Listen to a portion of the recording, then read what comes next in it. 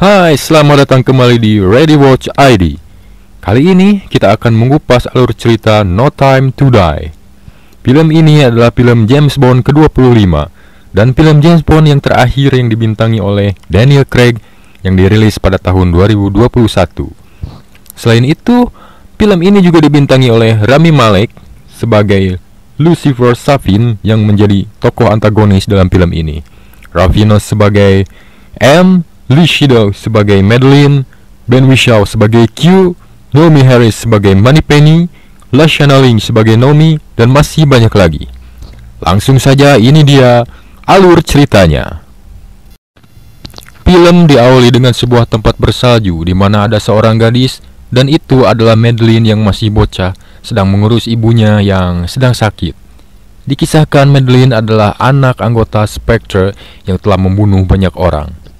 Saat Madeline bocah sedang beres-beres, tiba-tiba muncul yang horor di jendela, seorang bertopeng. Buset, jumpscare banget dah ini. Madeline bocah pun lari dan bersembunyi. Pria bertopeng itu ternyata adalah orang yang dendam pada Spectre karena telah membunuh keluarganya.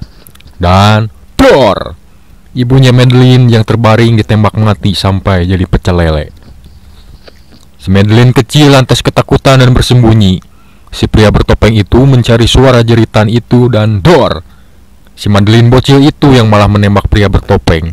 Dan sepintas pria bertopeng itu seperti mati dan Madeline menyeretnya keluar rumah. Ternyata pria bertopeng itu masih hidup dan Madeline lari ke sungai ketakutan dan sungai itu sudah membeku. Es di sungai itu retak dan si bocil itu langsung amblas ke dalam air, tenggelam.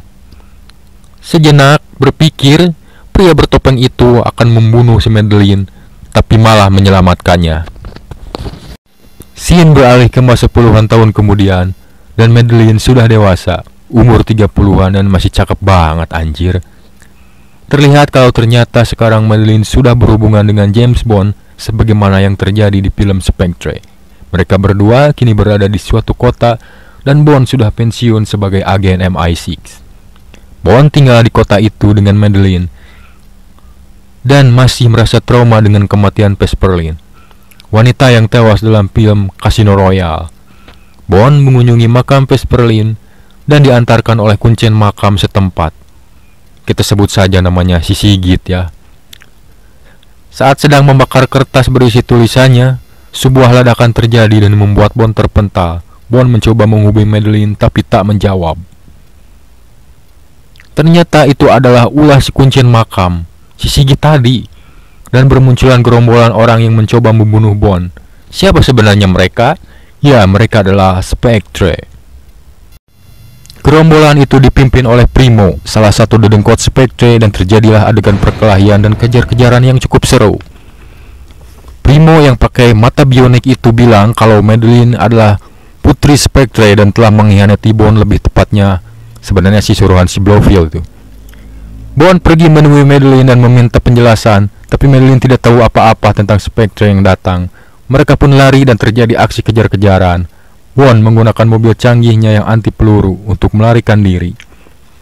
Namun Bond terjebak dan dikepung oleh gerombolan Spectre dan ditembak oleh mereka.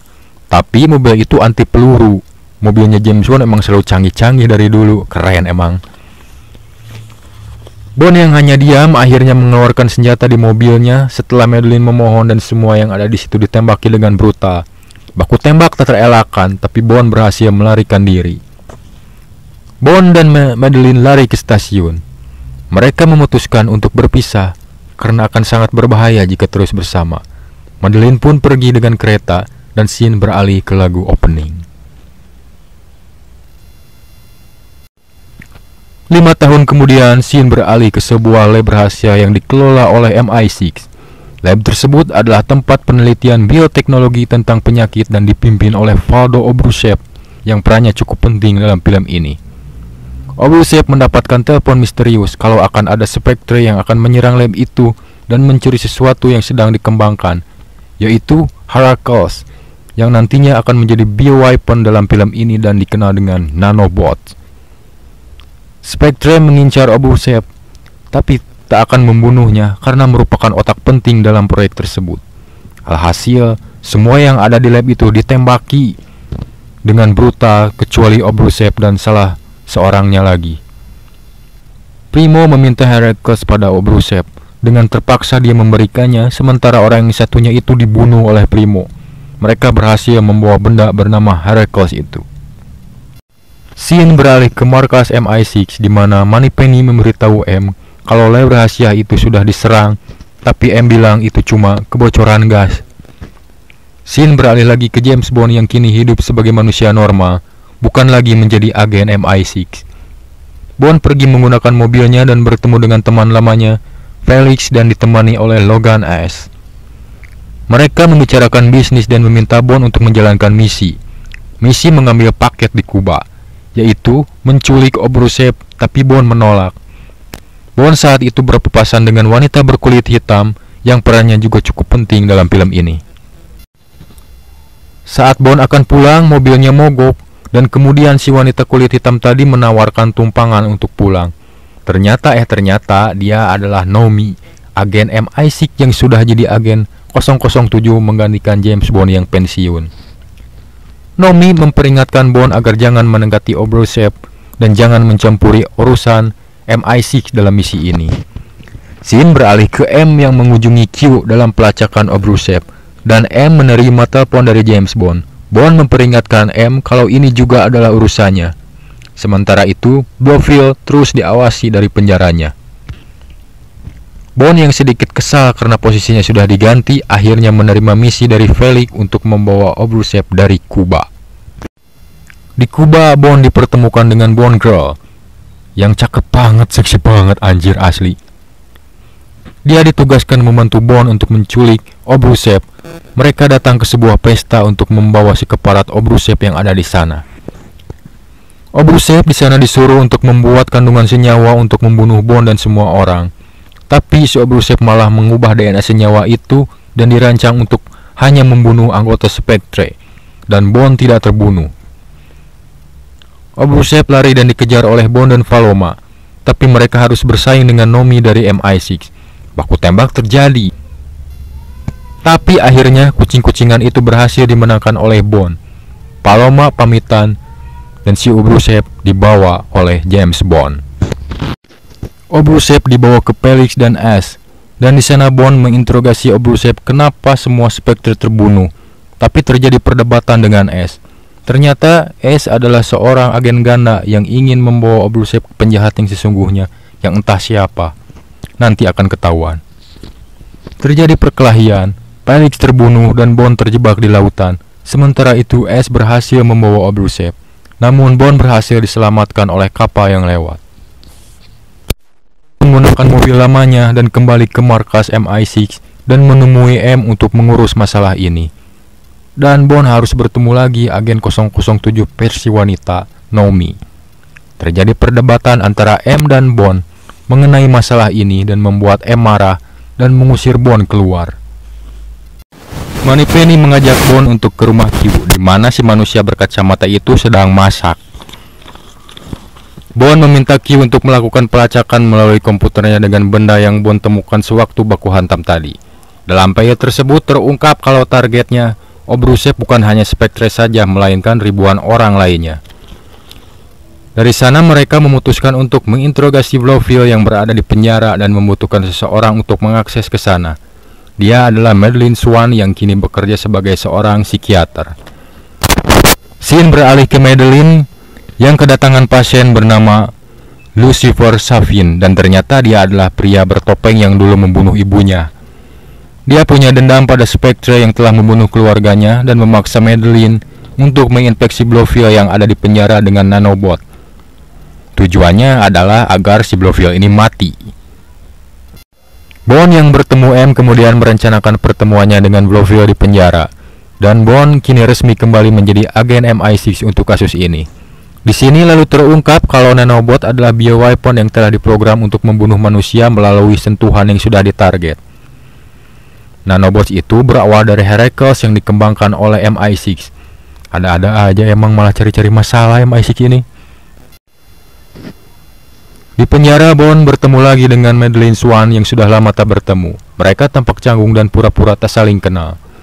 Saat Blofeld tiba, Madeleine tiba-tiba ingin keluar dari ruangan karena tak ingin membunuh Blofeld.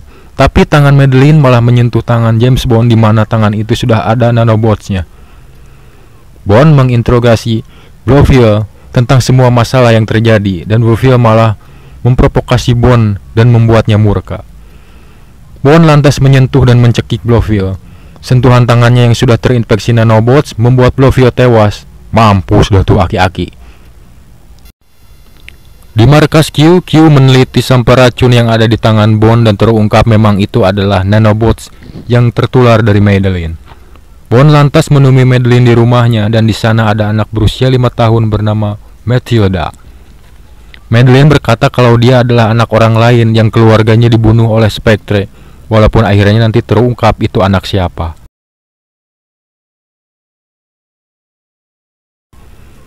Di markas, M mendapat info kalau Nomi telah mendapatkan Logan S ada di mana. Juga terungkap kalau kelompok yang mengembangkan nanobots telah membuat suatu tempat di pulau antara perbatasan Jepang dan Rusia. Dan tempat tersebut dijadikan tempat pengembangan nanobots oleh si Sapien agar bisa membunuh manusia lebih banyak lagi. Sadar kalau James Bond bisa merusak rencana mereka, maka mereka memburu James Bond untuk membunuhnya. Mereka menyerbu rumah Madeleine yang dipimpin oleh Logan S. Dan di sini terjadi kejar-kejaran mobil yang seru dan Bond mampu mengatasinya.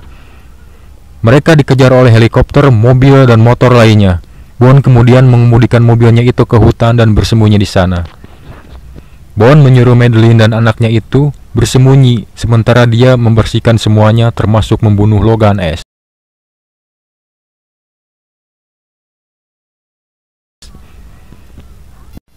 Tapi Madeleine dan anak itu justru malah diculik oleh Savin. Nobi kemudian yang datang terlambat membawa Bond untuk pergi ke tempat pusat nanobot di pulau perbatasan Jepang-Rusia untuk misi yang berat, yaitu membunuh Obrushev dan Savin serta membawa Madeleine Swan dan putrinya keluar dari pulau itu dengan selamat. Sebelum berangkat, Q memberi Bond sebuah gadget berupa jam tangan yang bisa mengacaukan sistem perangkat digital. Ya, si Q ini memang ahli dalam membuat gadget yang aneh-aneh. Selain itu, Q juga memberikan sebuah gadget pada Nomi. Di pulau itu sudah terjadi pengembangan nanobot yang jauh lebih besar dan si Obrushev kini jadi orang kepercayaan Savin. Di sana juga ada Madeleine dan anaknya yang dipisahkan oleh Savin. Di sana juga terdapat aneka racun termasuk tumbuhan yang beracun. Sementara itu, Bond dan Nomi berhasil menjangkau pulau itu dan berencana untuk menghentikan proyek itu dan menghancurkan bangunan tersebut agar nanobots hancur. Bond dan Nomi berhasil menemukan Obrushev dan memasang peledak di setiap sudut ruangan itu untuk menghancurkan fasilitas tersebut. Tapi kemudian Sapien memanggil Bond lewat pengeras suara dan meminta untuk menemuinya jika ingin Matilda selamat. Sementara itu di ruangan lain, Primo menyuruh Madeleine untuk minum teh beracun, tapi Madeleine malah menyiramkan teh itu ke muka si Primo. Bond menemui Savin di sebuah ruangan, dan Savin meminta Bond pergi dari fasilitas tersebut jika ingin anak itu selamat. Tapi Madeleine tetap di sana dan tidak bisa pergi. Bond lalu memohon sambil bersujud dan meminta maaf pada Savin dan terus memohon. Tapi kemudian dia merogoh pistolnya dan menembakkannya pada Savin. Savin tidak bodoh dan dia terjun ke ruangan rahasia. Sementara itu, Matilda justru dilepaskan begitu saja oleh Savin saat ia hendak mengeksekusi nanobot. Nomi membawa Obrushev dan terlibat baku tembak di atas cairan nanobot. Karena kebanyakan bacot, Obrushev akhirnya dilemparkan oleh Nomi ke cairan nanobot dan Obrushev pun tewas kesakitan. Mampus. Bond dan Madeleine pun bertemu dengan anaknya dan Bond memutuskan untuk beraksi sendirian. Sementara Madeleine membawa anaknya pergi. Bond meminta M untuk meluncurkan roket ke pulau tersebut agar fasilitas nanobot itu dihancurkan. Tidak ada jalan lain. Baku tembak pun terjadi lagi. Di sini Bond bertemu dengan Primo dan keduanya baku hantam lagi. Saat Bond mencekik Primo, Jam gadget dari Q bekerja dan menghancurkan mata bionik Primo.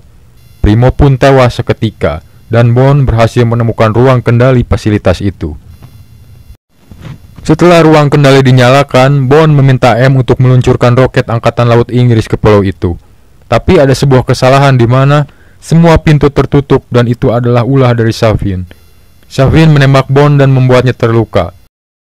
Tapi Bond berhasil mematahkan tangan Savin dengan cukup brutal.